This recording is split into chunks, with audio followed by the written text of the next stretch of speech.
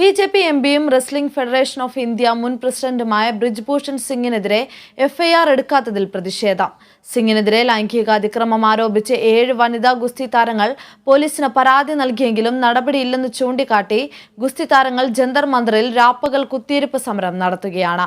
ഡൽഹി വനിതാ കമ്മീഷനും ഗുസ്തി താരങ്ങൾ പരാതി നൽകിയിട്ടുണ്ട്.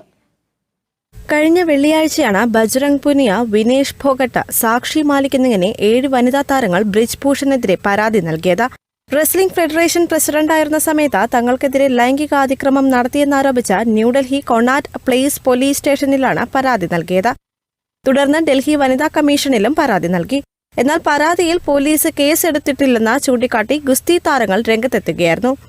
ബ്രിജ്ഭൂഷണെതിരെ ഗുസ്തി താരങ്ങൾ ഉന്നയിച്ച ആരോപണങ്ങൾ അന്വേഷിക്കാൻ ജനുവരി 23-ന് മേരി കോമിന്റെ നേതൃത്വത്തിലുള്ള സമിതി രൂപീകരിച്ചു. സമിതിയുടെ കണ്ടെത്തലുകൾ ഇതുവരെ പുറത്തുവിട്ടിട്ടില്ല.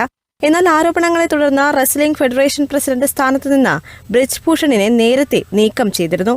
National desk, Kerala vision news.